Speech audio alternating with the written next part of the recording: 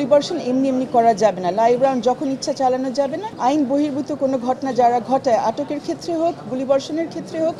তাদেরকে জবাবদিহিতার মধ্যে আনতেই হবে। কি ওখানে নিরাপত্তার স্বার্থে রাখা হয়েছে, ওরা বের হয়ে ওরাই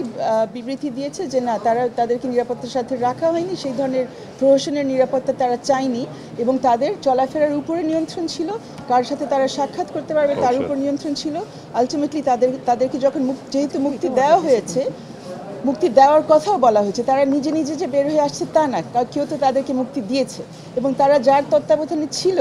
যেই ব্যক্তি ডিবি হারুন, ওনাকেও এর মধ্যে ওই জায়গা থেকে সরানো হয়েছে। সো অ্যাডমিটেড অনেক ঘটনা এর মধ্যে ঘটে গেছে, কিন্তু কোর্ট যেটা বলেছে, যেহেতু আমাদের প্রেয়ারও ছিল যে তাদেরকে মুক্তি দেওয়া হোক, তারা যেহেতু এখন মুক্ত অবস্থায় আছেন, এই ব্যাপারে ওনারা আর কোনো মন্তব্য করতে চান নাই বা এই বিষয়টা নিয়ে তারা আর কোনো নির্দেশনাও দেন নাই। কিন্তু আমাদের একটি কথা রয়ে গেছে, যেটা কোর্টে নিষ্পেষিত হয়নি, যে তাদেরকে কোন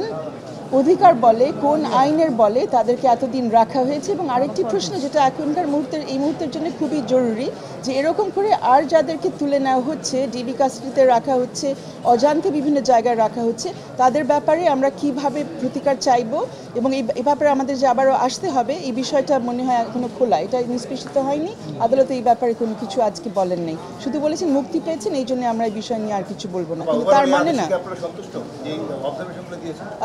আমরা ওনাদের যে অবজারভেশন হয়েছে গুলিবর্ষণের ব্যাপারে, সেটাতে আমরা অবশ্যই সন্তুষ্ট, কারণ ওরা পরিষ্কার করেছেন যে আইন অমান্য করে কিছু করা যাবে না এবং আইনও খুবই পরিষ্কার যে গুলিবর্ষণ এমনি এমনি করা যাবে না, লাইভ রাউন্ড যখন ইচ্ছা চালানো যাবে না এবং এটা ক্লিয়ার এবং আইনটা এখন স্ট্রিক্টলি ফলো করতে হবে। আমরা সবচাইতে বেশি সন্তুষ্ট যে আদালত বলেছে যে যারা এই ধরনের ঘটনা ঘটায়, আইন বহির্ভূত কোনো ঘটনা যারা ঘটায়, আটকের ক্ষেত্রে হোক, গুলিবর্ষণের ক্ষেত্রে হোক,